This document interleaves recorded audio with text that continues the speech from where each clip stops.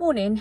I'm sat outside of school. I'm just about to go in for the day. I really wanted to speak about attachment trauma. It's something that I treat and see often. Most of the children that I work with in school are looked after children, so they're in the system.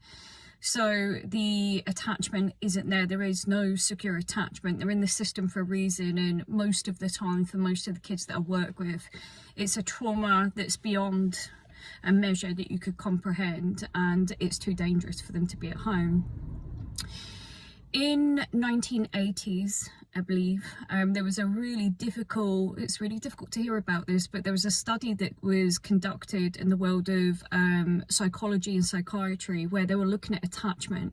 And they went to a Romanian orphanage and they split the room, and these were infants that were pre-verbal, and they, as facilitators, decided to respond to the cry outs of half of the infants, and then the other half of the infants they were going to look at not turning up to see what would happen. And as difficult and as awful some of these experiments are, these things happened. You know, they looked at this, they were doing it for a reason against the human fibre of me, but they were looking at attachment.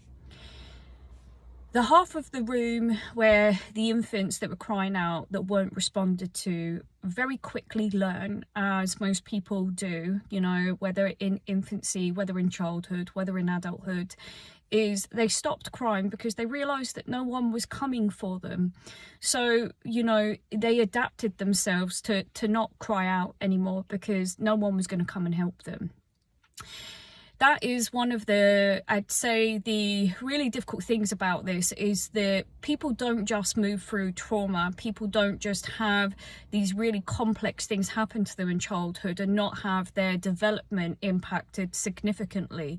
Because here, in and around these situations that become complex because there's a repetition of harm in the environment or by the very people that are bringing you up, we build up a defense mechanism. And part of that is that your development is fundamentally impacted by the people and environment to which you grow up in. Childhood is the blueprint. That's science. That's an evolutionary position for us as human beings. You cannot be ignorant about that. No one can be ignorant about it anymore because it actually doesn't even make sense.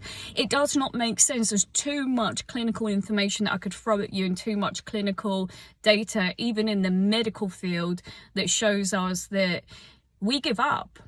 And it's really hard to come back from that, and to trust and to put yourself in a position where you will start to engage with other human beings, because you'll have to make yourself vulnerable to do so.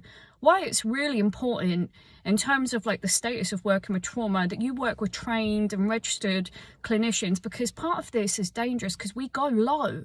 We go really low. We go vulnerable to rebuild. That's how this looks. But my point for this video is we all deserve love. You know, it's really hard to journey to that when there's been no love for you. And that's many of the children that I work with here and have done over the years. There is no love in their life. So to identify a relationship with it, in most of the adults in the children that I work with too, is really, really kind of complex. But it's never to take away from the fact that you deserve it. You should have it in an abundance. Your childhood should have been safe. You should have had a secure attachment figure, and your needs should have been met. That's emotional, physiological and psychological needs being met, not just keeping your kids safe, warm and putting a roof over their head. It's way more complex than that. And it's down to us to be responsible for our kids and these kids that don't really get looked after.